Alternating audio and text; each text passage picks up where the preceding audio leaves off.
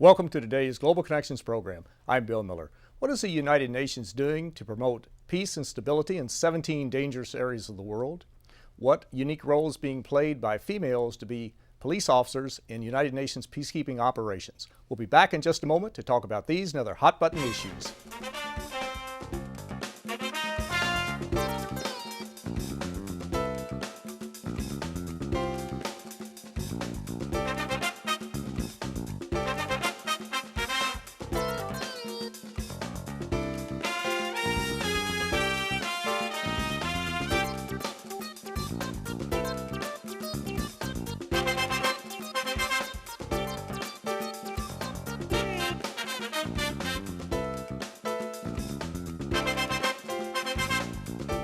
Welcome back to our program.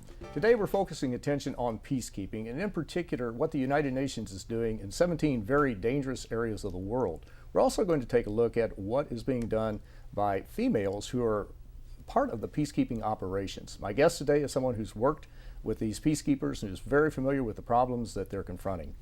Ms. Anne-Marie Euler, a police commissioner with the Swedish National Police, was appointed in 2008 as the first deputy police advisor in the police division in the United Nations Department of Peacekeeping Operations. Ms. Orler, with over 20 years of police service, has considerable experience in management, institutional development, and policy making. Ms. Anne-Marie Orler, welcome to today's Global Connections program. Thank you very much. I appreciate you being with me today. We're going to get into the female police officers very shortly, but let's talk a little bit about a general overview. First off, what is the Department of Peacekeeping Operations? What does it do? And then maybe talk about the police division, what you do and what your role is as a supervisor. When there is Security Council resolution to go into an area where there is a conflict, the Department of Peacekeeping Operation is the one who has the lead on the peacekeeping operation. In the DPKO, as we call it, it has military, police, civilians and politics. And all together we create the mission to go in the field and build up headquarters and have people working out in the field together with the local. In the case of police, it's very often to support and help the police to create and build their own police service after a conflict.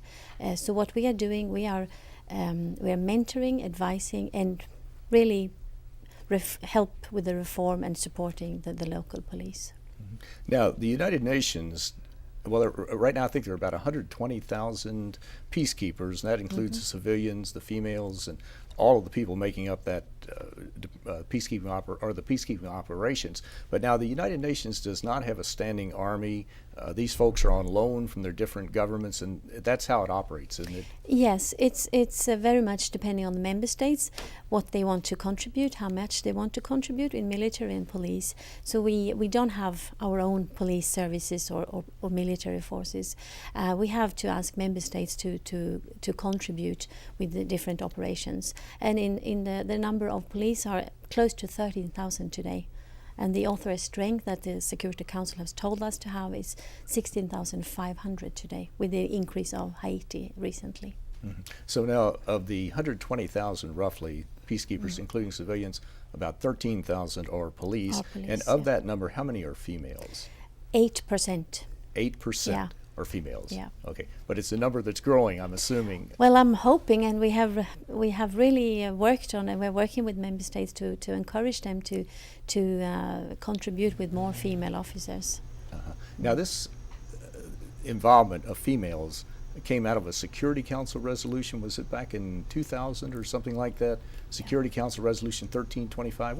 What did it do, and what was the impetus for involving females as peacekeepers? It goes back a little bit to the 90s, when it was recognized that actually women should play a role in peace and security. And starting with the Beijing conference, and which led up to the 1325 resolution, as you mentioned, which highlights or underline the need of having female officers in different positions within peacekeeping, in the positions at the United Nations, to get more of a diversity and get a more gender balanced among the staff, not only police but in general, but police was one of them, and the 1325 is 10 years old this year. Mm-hmm. Yeah. Now, of the peacekeepers, 8% are females. And what unique role can females play as far as being part of the peacekeeping operations? It very often in those areas where we are talking, where women usually are used for rapes and children are abused in many different ways, it's become a tactic of war. And very often the perpetrators are men in uniform.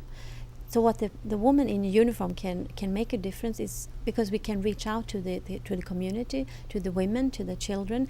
They trust a woman in uniform better than a man in uniform because they don't know which one are the good ones and the bad ones. So it's much easier for women to reach out, to speak to the population, to get them to come with the cases, to open up and describe what they have gone through.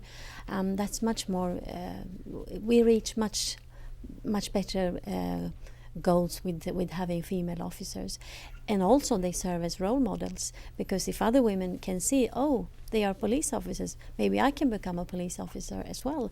And so women take part in the protection of the women, but in the population in general. Mm-hmm. And of course that's one of your main goals, is to train people, the host country people, to develop their own police force and to become professionals. And as you mentioned, a woman who's been devastated psychologically and physically through some horrible acts such as rape or whatever would certainly empathize more with a female who was talking with her about her problems than perhaps some male that she might feel somewhat removed from, or there would be a psychological barrier there, it would seem like. So that it's certainly very logical to do that. Well, you've put out a very interesting video on blue helmets, and we're going to pull up about a minute's worth, which will give a little bit of more of an overview of this program, and it's a very interesting tape, so let's just roll the tape.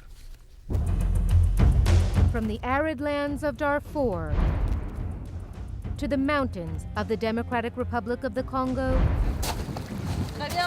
to the shores of Haiti.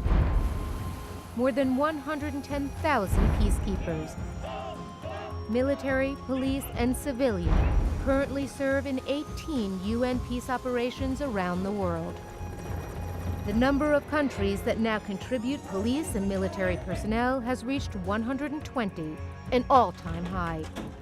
But it's not only the diversity of nationalities that is changing the face of UN peacekeeping, it's also the more prominent presence of women.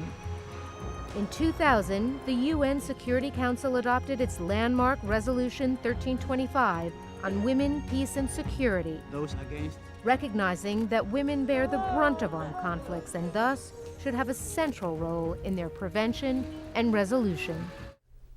Well, that's certainly a very interesting tape, and there's much more to go along with it, but I think I'd give our viewer a little bit more of an overview of the situation.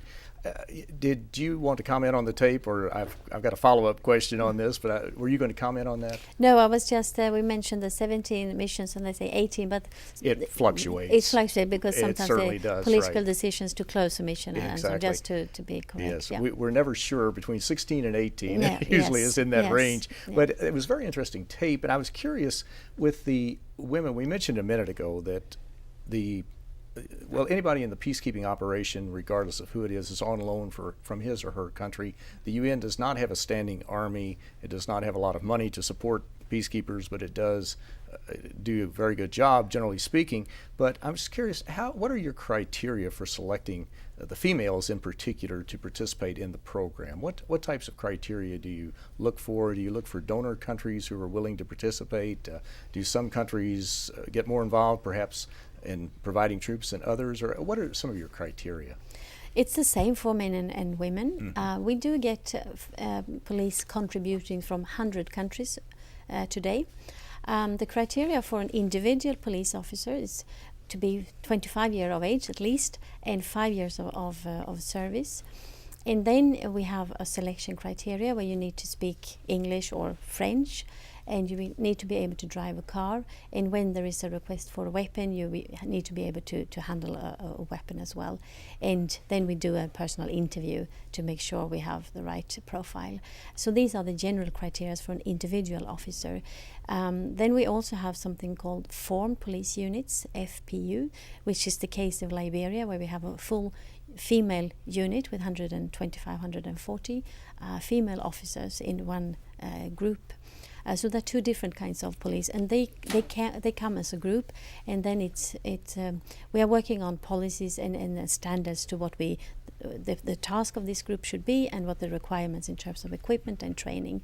But that's a little bit different. But the individual officers that's the general criteria that we have. Mm-hmm. Now, if you get troops and the military folks who come from different countries, be it from India or Brazil or wherever it might be, Pakistan or wherever it might be, they come with different backgrounds and with different levels of training and those types of things. Do you have an intensive training program that you put them through, or do you have an orientation session that you put them through, and they all have to pretty much come up at the same level? Yeah, they do have some pre-deployment training, so we give them some general information, and then of course they come into the mission area, they get an information of the situation and what to know in that area.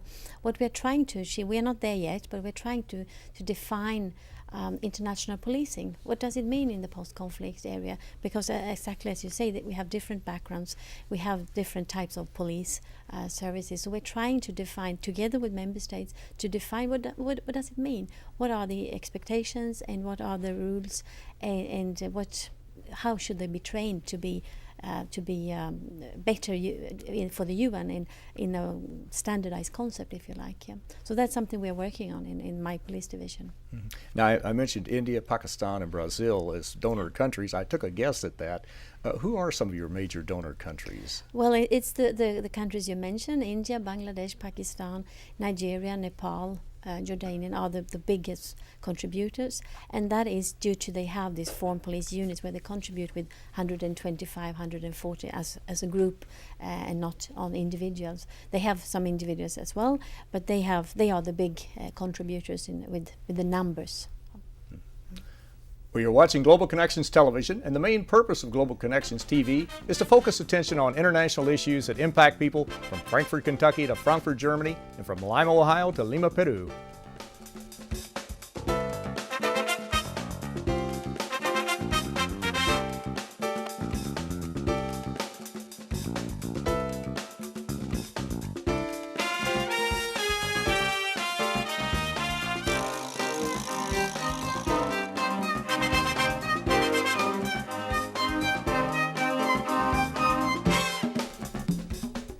Welcome back to our program. Today we're focusing attention on United Nations Peacekeepers, the 120,000 plus members of the peacekeeping operations in 17 UN peacekeeping missions around the world.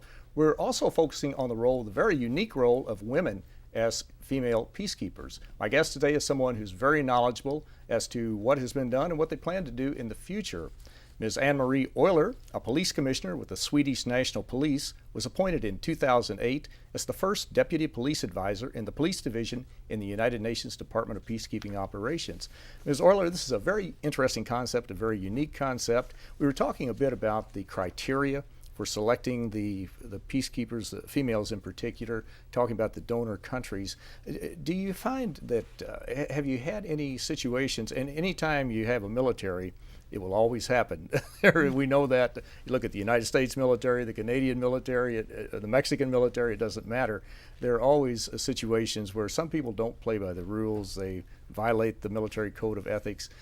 The UN has a zero tolerance policy. Is that correct? They have it for the males. And do you have that for the females also? That it's zero. There is no tolerance for this. No, there is zero tolerance, and that is particular in connection with sexual abuse and sexual exploitation. That's the zero tolerance. UN doesn't accept any kind of misbehavior in that area. Mm-hmm. Right. Now we talk about peacekeeping, and three terms that we hear so often. We hear peacemaking, peacekeeping and peace building. You're in the middle part. I mean, you're still involved in peacemaking to some degree and peace building to some degree, but how does your office view these three terms as far as peacemaking, peacekeeping, and peace building?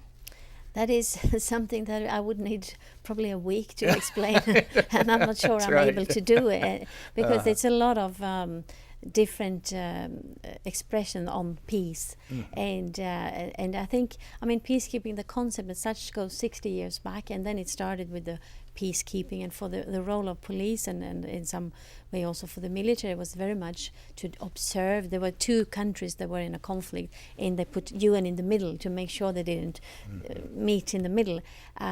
So there was very much of monitoring, observing, and etc. But today the concept and the demands of if I just speak on police because that's what I know best, it's so much different. It's to, as we said earlier, to build a new police service in a country after conflict. So it needs so much more. In some cases we actually are the police if there is an executive mandate. That's what we were in Kosovo, for example, where they didn't have a police. So the UN came in and become the police with arresting power and actually all the functions of a police.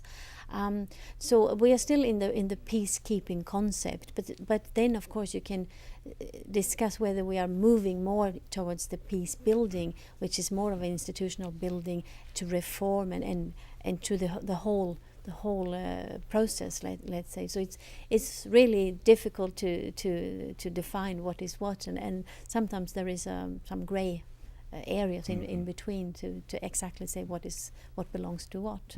Seems like there's almost a seamless transition with the three different elements. They come together, they overlap, they separate a little and come back together at some point. So it's very important to focus on all three, though. Yeah, it is, and you have to have, even though you focus on the security and the situation at the first, when you need to get a stable environment to be able to do something. But you need to have the thinking and to start the reform from day one as well. It has to go hand in hand. But of course you need to have somewhat a secure environment for our police officers to be able to teach and to mentor, etc. But you need to start thinking on the reform from the beginning. Exactly. And you mentioned the first peacekeeping mission, and that was, I think, back in 1948 with the UN Truce Supervisory Operation in Palestine. And of course, peacekeeping was never specifically mentioned in the United Nations Charter, but it was something that needed to be done at that time, and as the world has seen, it's grown as far as the need, and of course the UN has stepped in to fill that void. It's interesting too to note that the United States, the Government Accountability Office and the RAND Corporation think tank both have done studies on UN peacekeeping, and they've discovered, one has discovered one and one's discovered the other, but the UN peacekeeping is usually much more inexpensive to do. For example, when the United States was in Haiti, it cost much more to run that Haitian mission with the U.S. there than it would for the United Nations to have their peacekeepers in there. And secondly, the UN peacekeepers, generally speaking, are very effective. They've had some setbacks in places years ago in Somalia, in Bosnia, a setback from time to time, but generally speaking, they've been very effective and relatively successful in their operations. So it's something that has grown and it's evolved, and it will probably continue to evolve, I would imagine. Yeah, and people recognize the blue helmet, and somewhat it's been very respected in those areas. So it is with you carry the UN flag with the pride, because it is respected in most areas. So there are some exceptions, of course, to that as well, but usually it's well respected, and people knows what it means with the UN. Exactly. Now, we mentioned earlier about Liberia, and that was the first mission where the female police officers went into the country. And of course, we think back not too many years ago that there was a horrible situation in Liberia, a civil war that was taking place, that tens of thousands of people were killed. It was a horrible, horrible situation. Yet today, that country has turned around, has the first female president in all of the African countries, I believe. And of course, you've got a situation now where the female police officers are playing a very prominent role in that country. How did they get involved there? Did the fact that the first president happened to be female, did that play into it? Or did they just see there was a need to have the UN involved and they invited you to come in to set up the operation and to train their people? On the females, it's the first female formed police unit where we have in Liberia, and that was they are from India, so it was India who decided to have a female unit. I don't know how much role it played with the female president, but I know we also have the head of mission is a female, and I think that some would have played a role that she wanted to have also a head of mission as a female, and Liberia is one of the very good missions actually that's running very, very smoothly. What we have seen in terms of females. When this unit were deployed, the number of applicants to the police academy raised a lot, because as I said, they were very good role models, so other women saw, oh, there is a chance for me to become a police officer. So they have done a very, very huge difference in Liberia with the presence, and they reach out to schools and do a bit of community policing, which it's not the role of a foreign police unit, but that's what they're doing part of the time, which is great.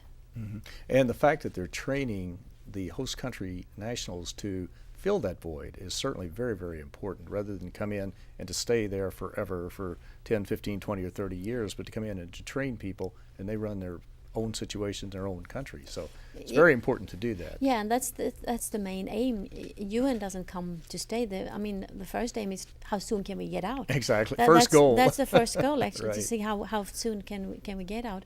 And the police and the rule of law in terms of the reform, it's really, really important to leave something behind us, some institutions that will stay on, and that's a part of the sustainability. If our part, the police and the rule of law, if we can get that to function, then we have achieved a lot in the country.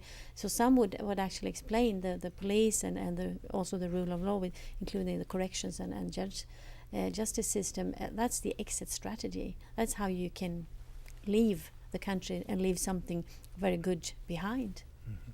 Well, thinking back to January 12th of 2010, we saw that horrific earthquake, that 7.0 on the Richter scale, that hit Port-au-Prince, Haiti, and literally just destroyed the lives of over 1 million Haitians. And I know the UN Peacekeepers have played a very prominent role there. They've really been the law and order in Haiti for the past several years. First off, how many female police officers did you have in Haiti, and how many were lost when the earthquake struck? Or more or less, not exactly. Yeah, no, we have around 100 female officers in Haiti.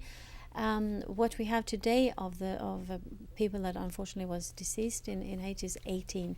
I don't know how many of those who were females, but 18 in total were the loss of the police component in Haiti. Now, in the future, the international aid is flowing into Haiti. The United Nations has beefed up its peacekeeping operation down there. The various militaries, the United States have come in. The Spanish are in there. You've got aid coming in from Canada and from France and from South American countries and from many, many countries around the world. What do you see as far as how to rebuild your operation in Haiti? What are you looking at as far as some of the immediate steps to move forward in this area? What we do as a priority now on the police side, it's to assist the humanitarian aid, the food distribution, make sure that escorts are working and people are getting food and water. And of course, in all this situation, there is always a risk there will be riots and public disorder, and so that's the priority for the police, together with the Haitian police, to make sure that won't happen, to be there for the security and to secure for the population to get the food. So these are the main areas. It's humanitarian and public order. And then we need, of course, to start rebuild the Haitian police so they can get back on the street again. And surprisingly, they were 70% are back working in the Haitian National Police, which is quite good. they were quite quick back on the streets again. And we have supported them, and we have been working jointly with them in joint patrols. And it's been remarkable quick how soon after this disaster they were back. Mm-hmm. There has been a tremendous amount of resiliency after that horrible, horrific quake that basically flattened the vast majority of the buildings in Port-au-Prince and in surrounding communities, but they have bounced back very, very quickly. Yeah. I'm thinking about Haiti, and I would love to spend more time on that, but I don't want to run out of time. I know a lot of our viewers have questions and would like more information on this, and they can always go to un.org and go to the United Nations website and go to Peacekeeping or Department of Peacekeeping Operations and learn much more about this very interesting activity that you're working with and that's underway. But before we do run out of time, I want to mention another group. It's Interpol. And I know you have a unique arrangement, a memorandum of understanding or contractual arrangement with Interpol. And we've heard of Interpol for years and years as sort of the international police operation. But tell us, first off, what is Interpol, and what type of arrangement do you have with Interpol and the United Nations peacekeeping? Interpol is an quite old organization for police to work between borders on organized crime, and Interpol are probably better to explain their organization than I am, but I can give some examples of the cooperation that we have. We had a conference in October last year, which was a ministerial conference. We had ministers from 64 different countries who signed up to be part of peacekeeping in the light of the organized crime, because we can see there is a linkage between the organized crime and peacekeeping, and of course it's a paradise for criminality if there are no police that function, no justice system, no prison. So that's perfect to become a criminal. So that's what we're trying to link the Interpol and our missions, where we have police officers to work together. And what we can do is to use the database, the information system that Interpol has, and we can get to use that through this agreement. On the outcome declaration from this meeting in October, then the member states they gave us the political will, if you want, to second qualified police officers to help us in the peacekeeping operation through organized crime, but to link the two, because we can see that is one of the major spoilers for the peacekeeping is organized crime. Mm-hmm. And of course it's very important for the police operations in every country around the world to share information, and that includes bringing in the United Nations, because you're very involved in this. Well, we're just about out of time, but let me ask you, what do you think are some of the major challenges you'll have in the future as you move into this, as far as increasing the number of females who are police officers working with the United Nations peacekeeping? What do you see as some of the major challenges you'll be confronting? One of the biggest problems we have is to recruit the best officers, the skills that we need to be able to do the reform, the restructuring, and build the new police services in these countries. We really need specialized, qualified officers, and these officers are very often also the best at home. So it's not always the member state wants to send us to us. So we need to find a way so it's attractive for the police officer, for the country, to send them into UN operation, and they come back with new knowledge and have learned a lot of things. So that is one of the goals, to find that mechanism, and that's one of the biggest challenges for us.